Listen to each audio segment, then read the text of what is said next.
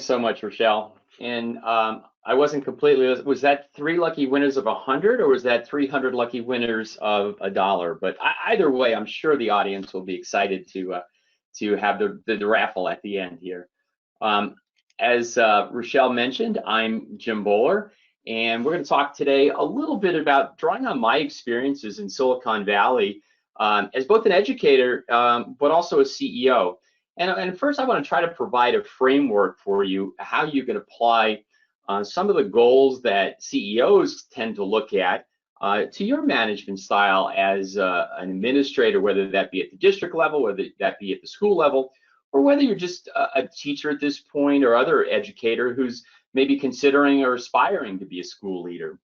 In the second half of the conversation today, I'd like to look specifically at some of the crises that we're facing in schools and provide some tips on how we would look at it if this was a crisis, which it is for many of us in companies as well, so that we could do some practical. So I'm hoping during this session that will be a mix of a little bit of aspirational ideas on leadership and the importance of leadership in leading schools, but also some very practical examples of things that you could implement in your school or your district. So the first thing I want to draw on is my experience here in Silicon Valley, okay? And it just happens to be where I started my teaching career and where I've continued to work in industry.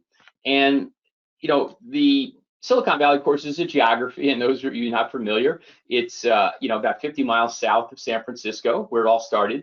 It became home to the, you know, to the old guard of San Francisco and the Bay Area. That's where Intel and Fairchild Semiconductor started. That kind of was the spawn of a lot of this ideas.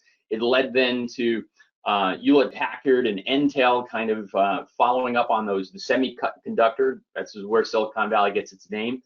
Then we had that whole .com explosion, kind of the second wave where Google and Netflix, Salesforce, eBay, all those companies began to start as innovators in both technology and in various segments of society. And then we've had the most recent explosion, and that's been kind of the social media and also the individual ride sharing and apartment sharing. And so we see Facebook and Twitter and Zoom and Airbnb and Uber all starting.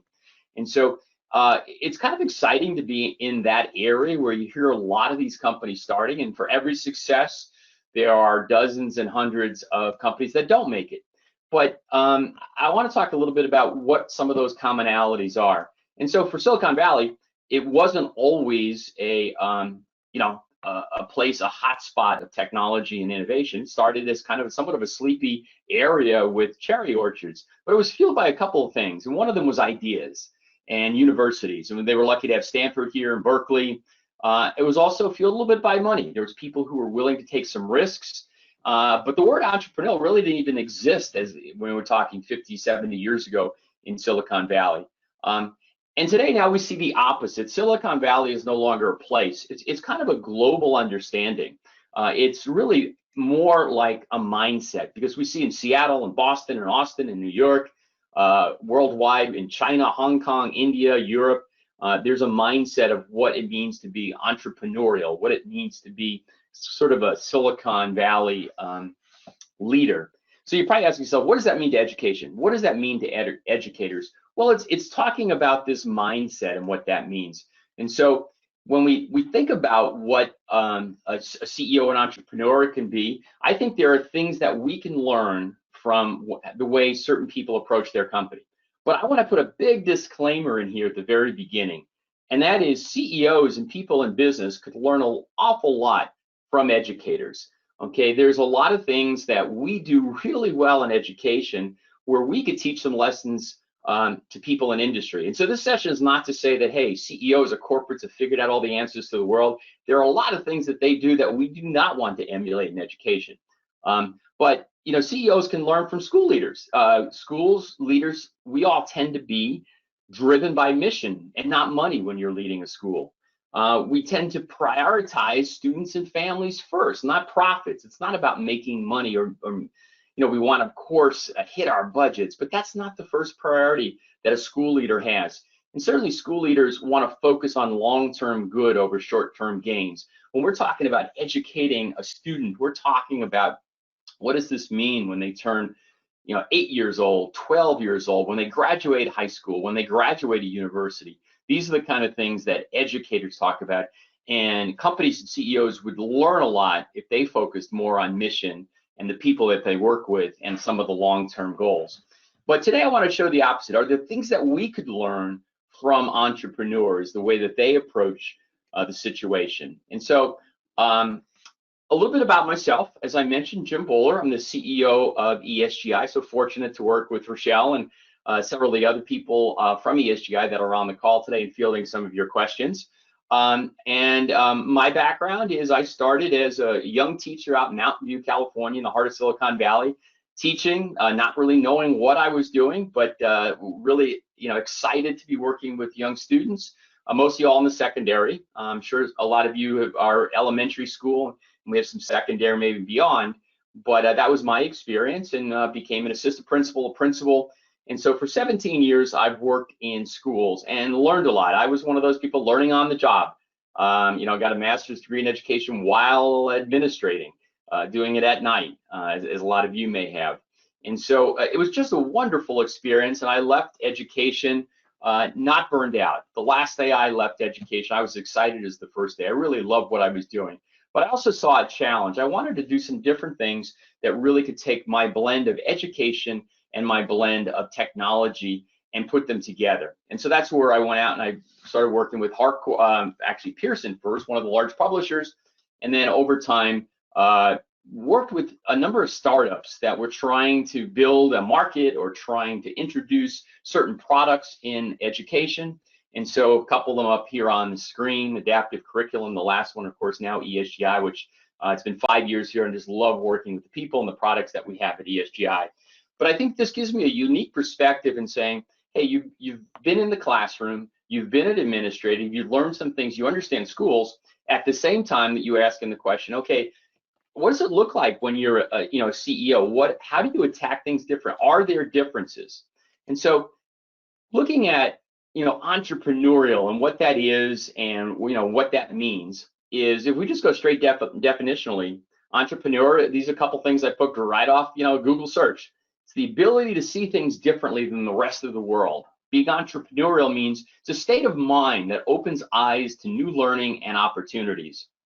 It's being willing to find creative solutions, okay? And so you can see here, you probably recognize a number of the faces around the screen. These people have been fairly successful or incredibly successful in building businesses, and they have some of these qualities and some of these traits.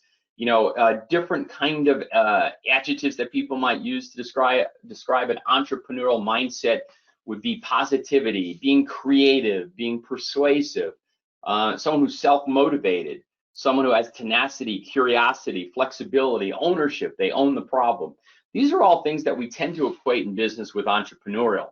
And there is a difference. Just because you are leading a company or leading a division doesn't mean you're entrepreneurial. There are companies that are very good, successful companies that just maintain, that continue to grow. They have a long-term vision, which is great, but they certainly don't take risks. They certainly don't want to change the world. They just want to have a progressive growth and be stable. What we're talking about here today is found more often in startup companies. And all the companies here you see on the screen, even though some of them now are hundreds of billions of dollars in net value, they all started as ideas with a couple people saying, hey, we could change the world. We can have a book delivery service or eventually deliver everything anyone wanted online to your doorsteps, or have software or genetic software, or be the search engine for the world, develop a car that doesn't require gas. All these were ideas that entrepreneurs took on because they wanted to change the world. So if we kind of think about the questions, some of the questions, and that's what I'm going to talk about today, questions we need to ask ourselves as educators. Reed Hastings is someone who talks a lot. If you go online, you can see some of his videos, very interesting. He talks about what it's like to be an entrepreneur.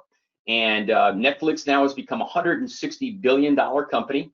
And his words of advice in being a leader, number one, don't manage, inspire.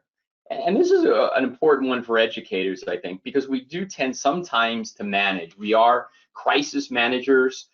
We tend to look at what's happening today and how that can change, and what's on our, what are we tackling today or tomorrow, as opposed to how do I inspire change in my institution. Secondly, tolerate lots of small mistakes and encourage learning. That's another lesson I think we can learn, that in schools we sometimes don't allow for mistakes. Whether we're teaching students and allowing for mistakes or working with our faculty, we need to think about how we can encourage people to take risks. And with risks means there's going to be some mistakes and there's going to be some failures. If we have no mistakes, if we have no failures, we're not taking enough risks. Be adaptable. Okay, I think school leaders might be very good at this one. You tend to do what you have to do on a given day. But being adaptive, looking at what's happening in the circumstances, situation, seeing what you can do to adapt to that. And then pushing, again, people to take risks, setting up a culture where it's okay for those people who work with you, work for you, to do some different things and take some risks and some opportunities. So those are just some. Again, I encourage you to, I don't have the opportunity here to play some of these videos, but I'll just point you in those directions. That would be one that I would consider. Okay. So then let's talk about a little bit about what a CEO does, and then I'm going to try to apply it to what it could be for you as an educator.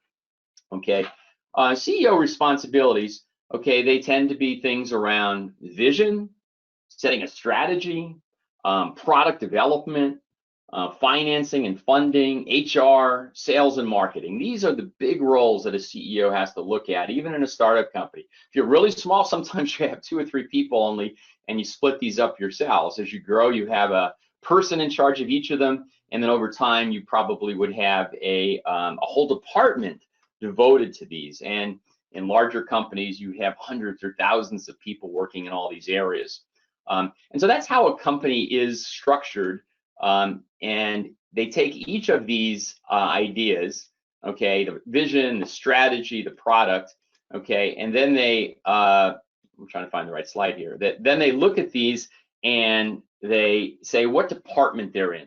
So it could be vision and strategy tend to be leadership, product development is finance, HR, okay, is obvious, and then sales and marketing. All right, so what are a CEO's responsibilities? Okay, they, and here's what I was looking for, so I found it now at least. If you're going to ask yourself some questions, okay? The first question you want to ask is, how are we going to change the world? That's what a CEO would ask, and that's what a question they ask. Would you want to ask as a school leader? How are we going to change the world? That's a leadership question. The leadership team is responsible for that. The next question within a CEO's responsibilities, how are we going to innovate and create? Okay, and we have departments called product development or research and development, R&D, and they are the departments that handle that. How do I create a winning culture? And that clearly is where our HR department comes in, where people first are important to us.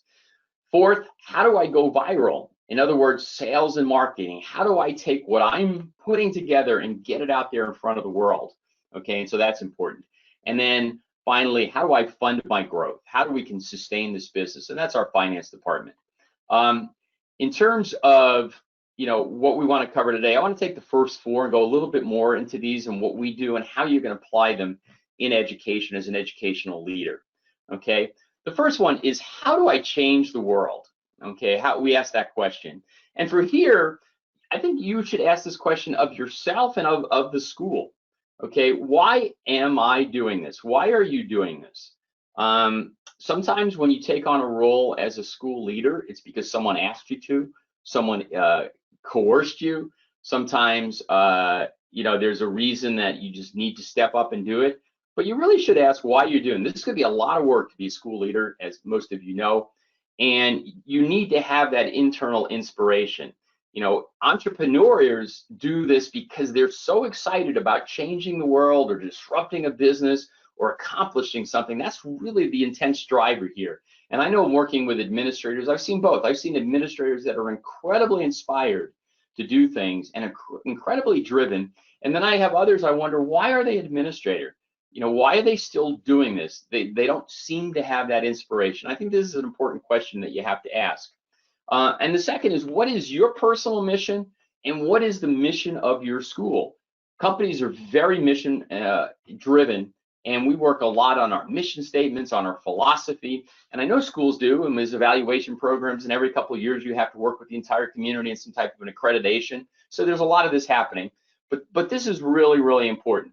And you know, basically, where do you see this yourself in 5 years? Where do you see the school in 5 years?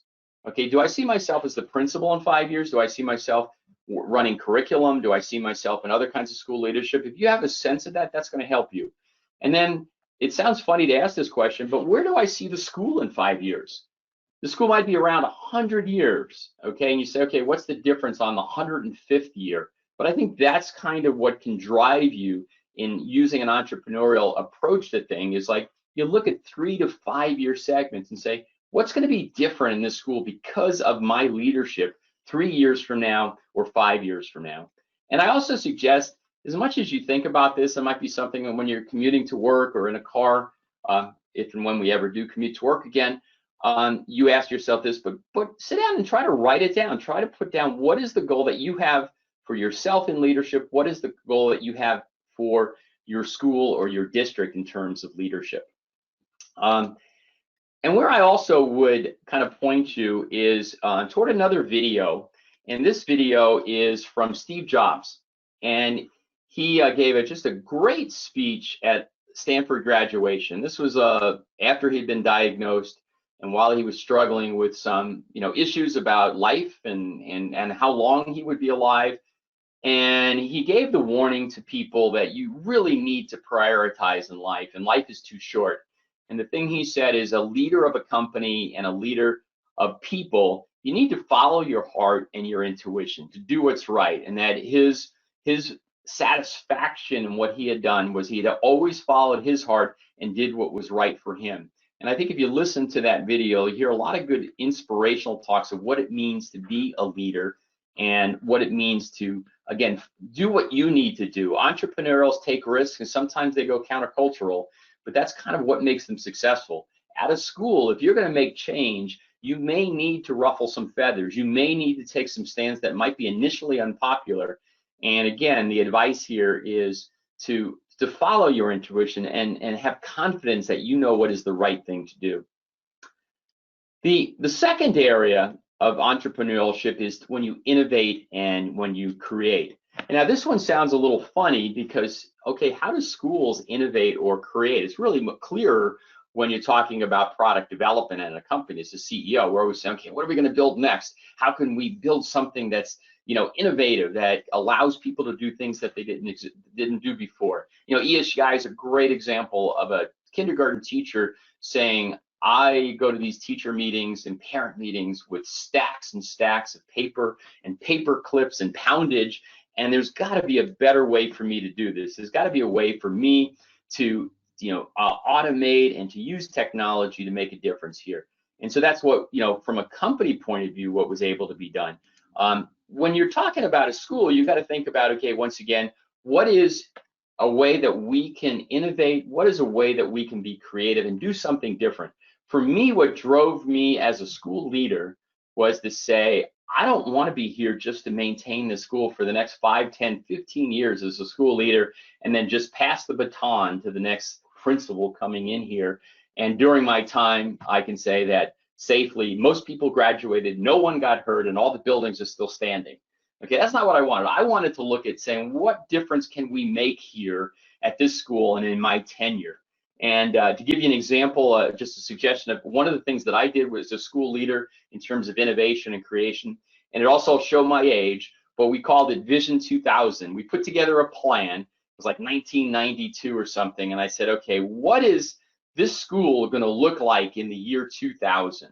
Okay, what can we do here that takes advantage of technology and our community and the support of our parents and the changings in learning theory and pedagogy? And we then had a community day where we brought in literally hundreds of people, parents, alumni, educators, former educators, retired people from our district, and we broke them into groups, and each one had a focal point to look at how are we going to make a difference with the academic program? How are we going to make a difference with the way we treat students? How are we going to make a difference with the way we hire and retain and promote growth among our faculty and staff? How are we going to make a difference in our alumni outreach to people and programs?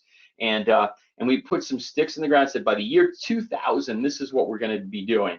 And that forced us to innovate, it forced us to create, it forced us to do things, and it became a really successful program for us. You know, again, this is about that question, don't manage, okay, inspire. This is about don't maintain, innovate, and create, and that's what could get you excited. That's very entrepreneurial, but I know there's leaders out there in schools all across the country that are doing this every single day, and there's a lot of great places you can find out those creative programs that they put into place. The second part of innovation is looking here at the importance of looking at data when we're talking about innovation and create. And that is partly to say, okay, in order for us to innovate and do things differently in the school, we have to know what we're doing well and what we're not. And in terms of students, that means we need to have systems in place that provide for us the data that's going to make a difference, so I can see which programs are working and where we're falling short. Now, I know, again, part of accreditation processes, you have to do a lot of the data, which is great, but data can't be something that's done every 3 years or every 6 years. It needs to be done regularly. And so products like ESGI, of course, which I'm really partial to, provide data on a regular basis for teachers to make decisions about what they're teaching, how they're going to learn, how they're going to group their students. And so you're getting that in real time. And you know, a program like ESGI is used by teachers. More than half of our teachers use it 3 times a week because they want that constant feedback. It's about progress monitoring and seeing where my students are. It's not high stakes tests that I get the data 3 weeks later and then maybe my students have graduated by the time I could look at it. It's really knowing what's happening. So that's important. Second is the school data. Again, during accreditation processes and things, you do collect a lot of school data, but I think it's more important to have a data mindset. Okay, how do I use data? In companies, we need to do that all the time. You know, we're obsessive at ESGI looking every day. How are we doing? How's our renewals? What teachers are using the product? Who's not? Where they're going? We promote some new assessments online. Are people using them? Are they finding them? We use that data constantly to track how well we're doing. And so that's really important. And then market research.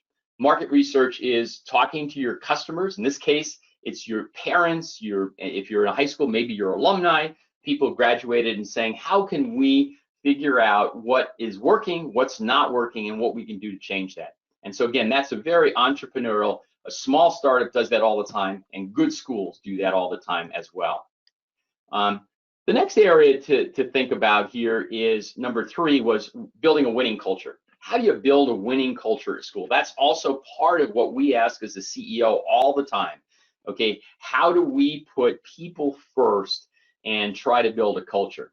And one of the things I suggest, a good practical suggestion you may or may not have heard of before, is Net Promoter Score.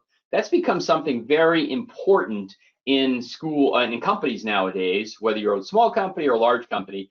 And it asks a really simple question, is how likely would I be to recommend this company, in your case, this school, to a colleague? So you can ask it internally, like we do with our employees, how likely are you to recommend this company to one of your colleagues to work here? And obviously you want a high score. Or you ask it to your customers or to your parents, how likely would you recommend this school to one of your friends or families? And there's a science behind it. There's a lot of statistics. If you haven't heard it before, you can go online and find out more about NPS. But it really does help. It's a simple 1-line question, and then you're trying to get a score somewhere. You're not trying at all for the -100.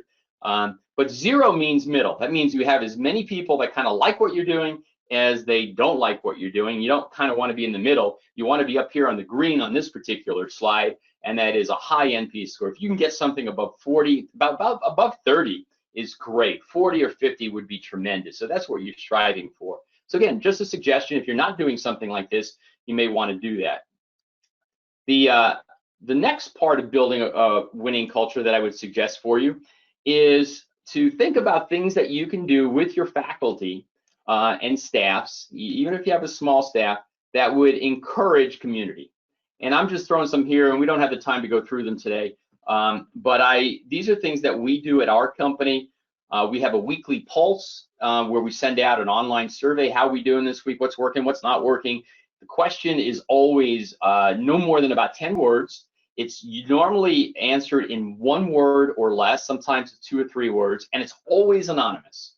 Pulse, that's the importance of Pulse, and then we publish them. Everybody gets to see the answers, and that really helps me get a pulse of what's happening with my staff.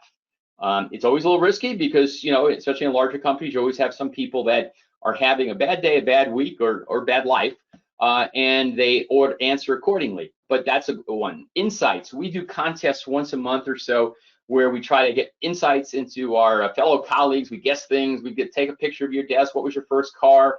What was your hometown? And we try to guess things that just encourage us to work together, to get to know each other a little bit. And then we do some other things that we've had Fitbit challenges and Blue Apron, Food Fridays, make a meal, Quizmaster kind of trivia. And then, of course, things like charity, go out into the community. In our case, we encourage all our employees to go to a local kindergarten and read a story, since that's part of our market, and get to know kindergarten teachers a little better.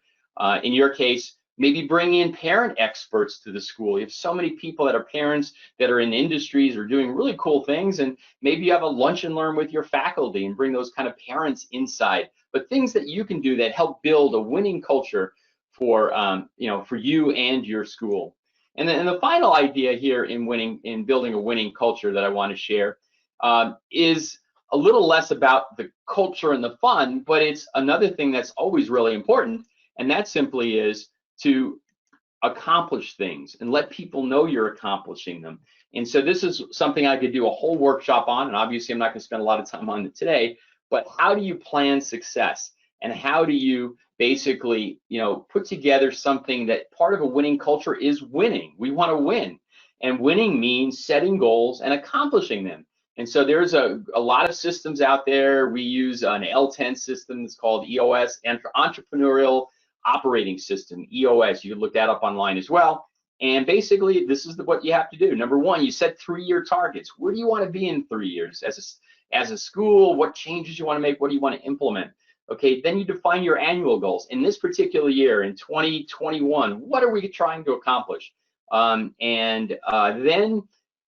this sounds a little foreign, maybe to education. I never did any of this when I was a school leader, but I've implemented a little bit in consulting with some schools. But now it says it's not enough to have an annual goal. You have to look in 90-day portions, quarterly rocks, we call them. What are the top 3 to 5 things you want to do in the next 90 days? And how are we going to accomplish that? And then you schedule a weekly meeting with your team. You go through, you always look at the rocks and say, okay, how well are we doing? Every couple of weeks you check on your rocks. And when it gets to the end of the 90 days, you green out the ones you've succeeded with. You yellow the ones that you didn't get to. You hope in gold to get about 80% of your rocks for that quarter done. And then you set new rocks for the next quarter.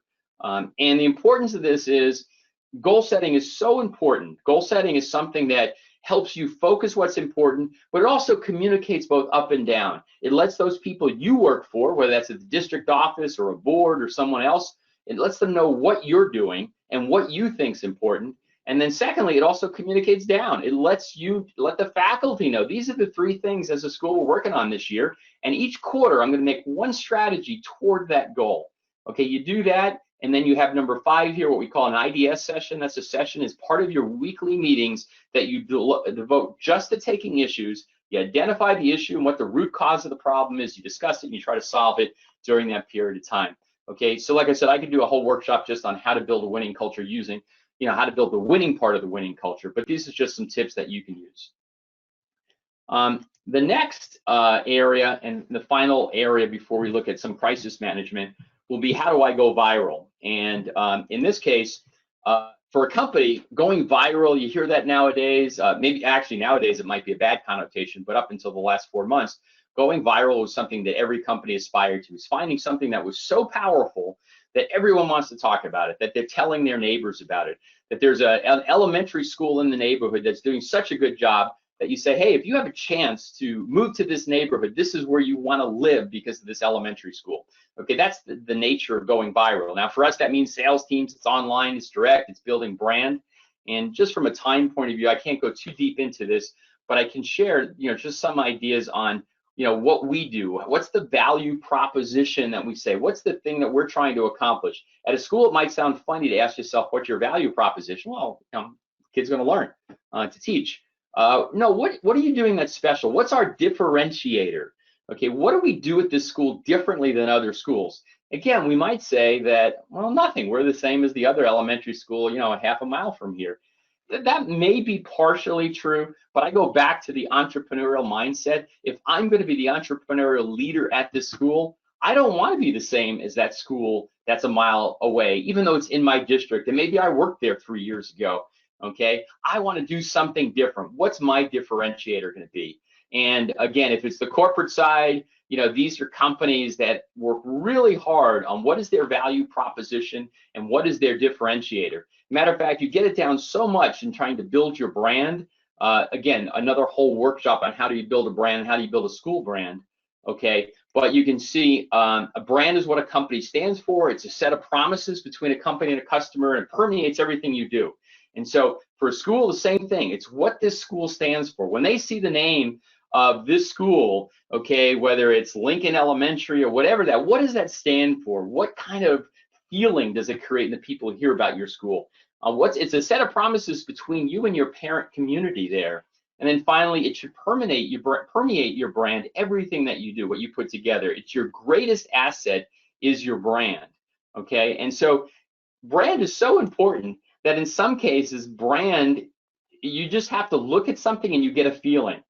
Now, if you're looking at these logos here, you should say, wait a minute, each one inspires. Now, we may differ. I look at Apple and I think innovation. I look at Starbucks, I just think everywhere. Turn right, turn left, I'll see that. McDonald's for me still reminds me as a kid, and I love French fries, and that was always a treat. Target, it means, okay, I want to save a couple bucks, and there's great deals over there. Driving excellence is one of them. Just do it. These are all brands. Now, again, it may sound a little bit far-fetched as a school is like, how do we build a brand? But think about that. When they say the name of your school, what do they think of, and how do I change that if it's not what I want it to be? And so that's a little bit about building brand. And the other part about building brand and kind of marketing your school is using all the tools available today. And I know some of you do that already and do a good job of this. But if you haven't, start thinking about how are you going to use social media to extend your brand? How do we do emails to our parent community and to maybe our alumni? How do I use my website, my blogs, my portals, content marketing, video? Video is so big now with YouTube and all these other platforms that you can share. Engagement, it's not enough just to push stuff out there. It's how do I engage my community in these? I know it's really difficult if you are a school leader and there's only like 1/2 assistant principal and just teachers. Like, how do I take this on? I do have that I have sympathy for you, and I know that's a challenge. But you still need to ask yourselves, if you're lucky enough to be at a high school, you have a tremendous opportunity and resource there, and that's your students. They do this all day long. Okay, if you don't have it, I'm sure everyone does by now. You have web clubs. I formed a club to take care of our website. They would do all the work. I would approve it. We put it up there. But portals and content and videos, there's so many cool things you could do if you're at the high school. In the grammar school, there are still things that in elementary kids can help produce, and maybe a parent volunteer. Someone who's in the market, some mom or dad who knows social media and social marketing would help post that. But if you can do this, this goes such a long way with great communications with your schools and trying to, again, extend your brand further. And so that's some of the things that I would suggest there. So I want to pivot right now. Initially, when I was putting this presentation together, I said, I wanted to go much deeper into building brand, much deeper into how an entrepreneur would look at planning and running meetings in schools and taking on innovation and creativity with the curriculum, et cetera. But there's an elephant in the room now, and that is this 2021 school year coming up here, and the last few months of the last school year have been unlike anything we ever anticipated, and it's unique. And so I really can't talk about being a leader unless we look at a very practical situation. And so I changed the last few slides here to kind of talk a little bit about the crisis and how a CEO looks at it, how an entrepreneur may look at it, maybe give you some tips on what you're trying to do here. And that's kind of, managing through a crisis is what we're talking about. And what I put together is just questions to be asking. I don't in any way intend to be an expert here. You have your own situations in your own schools, in your own districts, of the things that you have to do. And there's a lot of different situations across the country right now, and there is no one single answer on how we're going to approach this. So I'm just going to give you some of the principles that we look at when we're trying to manage through a crisis. So the first thing is, what are our values? And the reason I put this up here is this is something that should not change. If you're getting into a crisis and you're reevaluating what our values of an institution are, then there's a larger problem that you have to address. These just happen to be the ones that ESGI uses, our values. We drive our mission all the time to be a thought leader. We take ownership in everything that we do. We collaborate and support one another, and we put our customers first. When we got into this crisis about 3 or 4 months ago, we had a corporate crisis. How do we sell to schools when schools are not in session, when the business office doesn't answer the phone, when there's no one to process a renewal? We had to look at all of that and make some decisions instantly. But the one thing I go back to is, if you are a company focused on values, you know what's important, then you look at all of these and say, okay, how do we drive an education mission for schools that are no longer in session in terms of being in the building? They're still learning, but they're learning remotely. How do we take ownership and build new product to solve these problems for our educators? How do we support each other as a company now, where we're not going to be able to get together? We work a lot virtual, but we get together for 2-3 days, do all strategies face to face. We can't do that. And how do we put our customers first? That's the things that we first have to think about.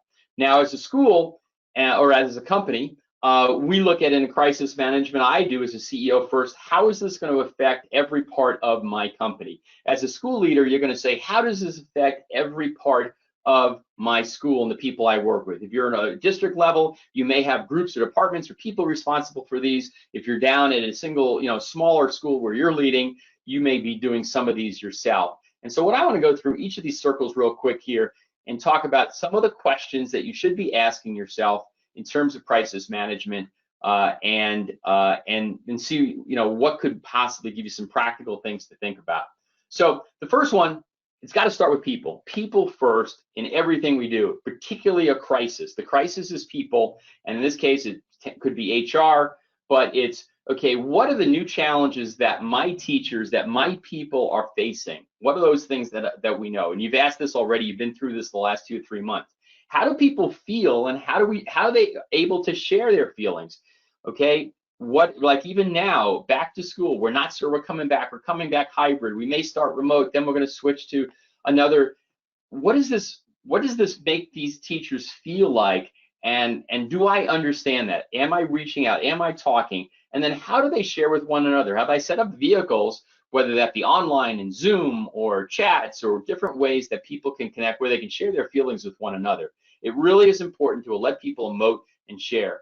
And how can I tell, what do I tell them? What's the message? This is an area where you cannot under-communicate. In a crisis, and what we're doing right now is, I know schools will say, hey, I don't know what's happening on August 15th or August 18th. It's okay to share that.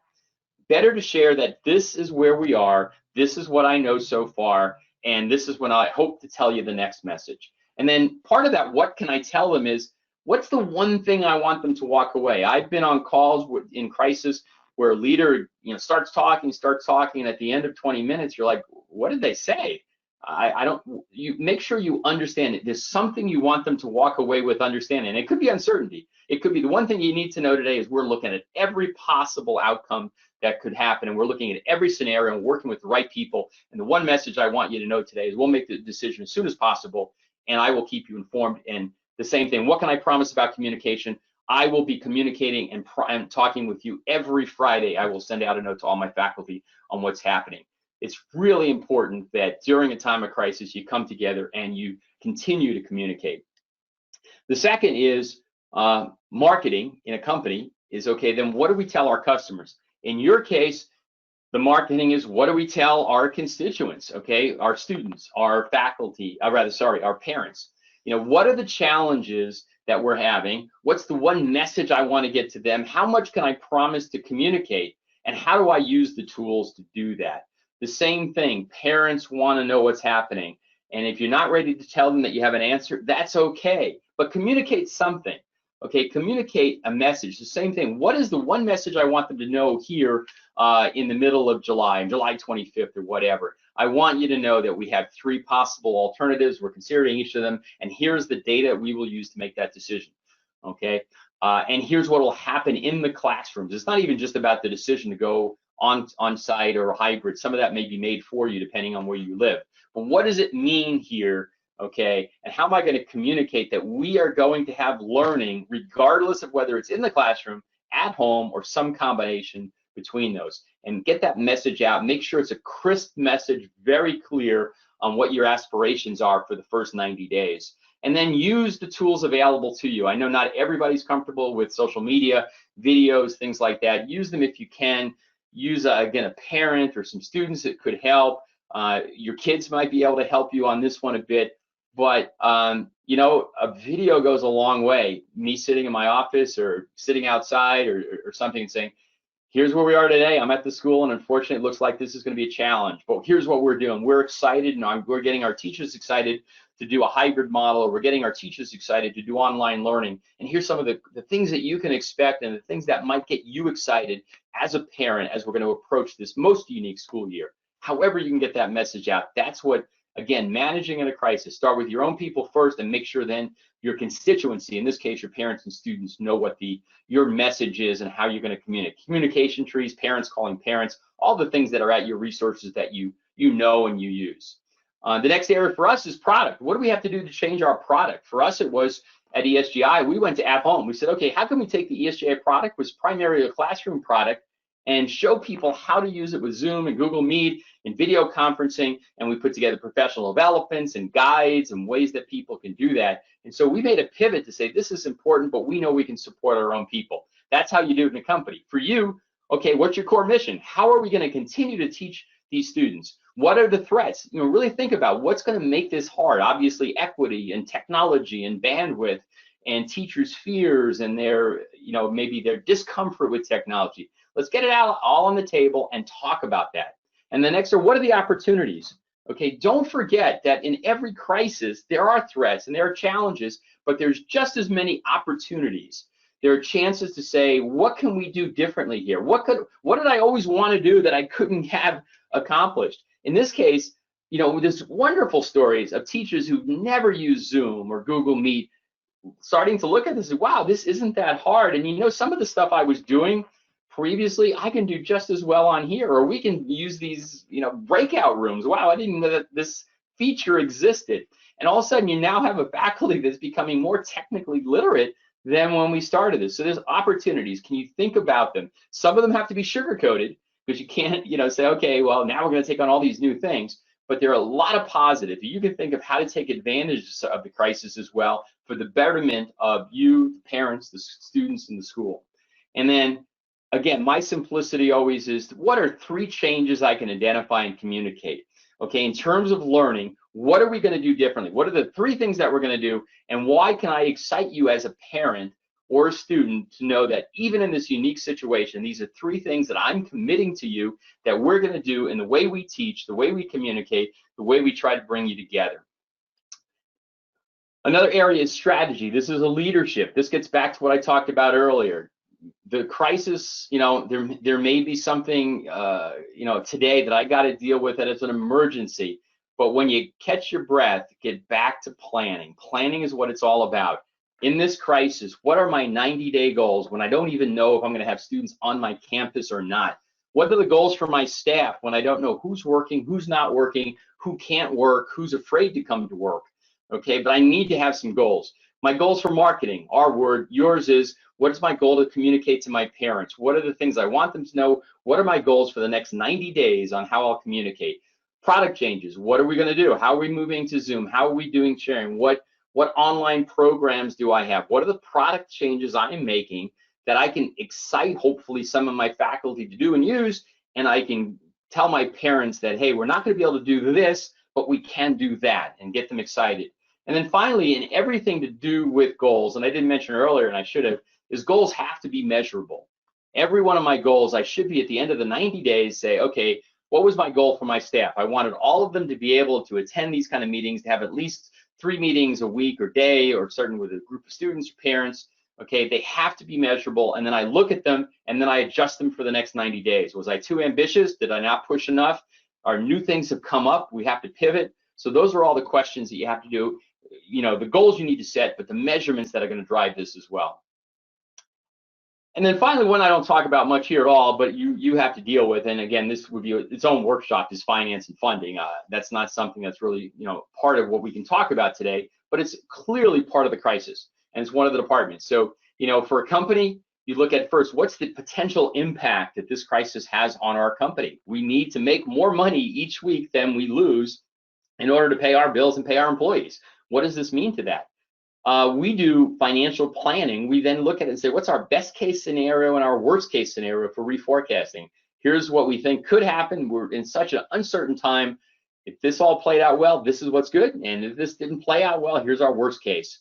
In our case, we ask the question, what can we do to increase income? What can we do to cut our budget? How are we going to sell this plan? What does this mean for you in the schools? Similar. You have to immediately figure out, what's the impact of this on my school? Is my funding the same? Are my sources of funding, whether that be grants, whether that be the district funding the school state funding the district, what's changing? What's the best case and worst case? What can I expect? Do I depend on money from the parents club? Will they not be able to do that? Can we move some things online fundraising? Okay, so that's you know, what do I do to increase my income? Are there additional grants out there? Can I replace the auction we used to have with a virtual auction? Are there things that we can do to increase income? And then budget. What are the, starting obviously, you know this already, what are the least important things that we can cut and least painful to, hey, worst case scenario, this is what we have to look at. And then you need to sell the plan. And that's hard sometimes. You got to sell the plan to the staff and faculty. You got to sell the plan to parents. Hey, in this environment, we were hoping to do this. We're not going to be able to, but we are promising you we'll be able to do that. And that's part of this whole sense of, you know, managing in a crisis from a finance point of view. So, you know, that's kind of, again, going back to the sense of all the different departments that we would look at in a crisis. And so, you know, the final advice on this really simply is that what is, you know, a CEO's responsibility in a crisis? And if you were paying attention earlier, you should recognize this slide. It's the same slide. It's not different. There's nothing different about what you do in a crisis as far as what you do in a non-crisis. It's just more acute. It means a lot less sleep. It means maybe a lot more tension and stress and discussion. But you're still going to ask yourself, even in this crisis, how can we change the world? How can I at my school do this differently? And what I always ask, how can we do it better than some other people are taking this on? I want to make sure that we're doing the best that we can, and what can I do to help that out, and who can support me in doing that? Innovate and create. I cannot deliver my instruction the way we were delivering it last year. We have to be innovative. We have to be creative. How are we going to do that? It's not just say, here's a link to an online program and good luck, teachers. Okay, what can I do to support the teachers to innovate and create in their classes? How can we learn algebra differently? How can I do reading acquisition differently using the tools now that are available? And a winning culture. It's going to be stressful. It's going to be tough, but we're going to try to continue to create our culture. I'm going to be communicating with you all the time. We're going to do some things to prop you up. I can't do donuts in the faculty room anymore, but maybe I can do you know, tell you that do Uber Eats or Food Friday to your home as a teacher, and we're going to pick it up as a school. I'm going to fundraise with some parents because we want to treat the teachers. We want to do something that lets you know that this is an extraordinary time and we appreciate your extraordinary efforts. And then, you know, does my success go viral? And basically, once we're doing well, how do I communicate that to my parents, let them know? And funding growth simply is what we talked about already. So these are the core messages we ask ourselves all the time, but in a crisis, it's similar. Like I said, it's just more difficult. So to wrap it up for you today, it's, you know, there are a lot of things that excite me about being an educator, and I miss all the time not being in the schools and the classroom. I loved it. But the irony for me is also, I think I would be a better educator, administrator today after I've been through running some companies because I've learned things along the way, and that's not unexpected. You better, after 15 or 20 years of doing something, say you've learned something new. That's what we should do all the time. And so to that extent, the lessons I learned, and when I got into the corporate side, I brought so much of what I learned from schools there, but I learned some new things, and I think it's important for us to look at that. And I love to see administrators, and I see them all the time, that are entrepreneurial, that are trying things, taking risks, innovating, and that really excites me. And I applaud all of you who are out there today on this July afternoon or early evening. Most of you are on vacation, who are listening to a webinar that is above and beyond the call of what your duty is. And so I congratulate all of you. And so finally, I just want to, again, thank our sponsors here, which happen to be Riverside Insights, which you may not know, but Riverside has a tremendous array of assessment products that they use, things that you might have heard, Iowa, the BDI, COGAT, and a number of products that can help give you insights into your children. And then, of course, ESGI, which I'm incredibly partial to, which if you haven't checked out our at-home solution, there's so much on our website, esgisoftware.com. You can see it and make sure that your teachers can continue the great learning and teaching in any kind of environment that may come forward. And so with that, I'd like again to thank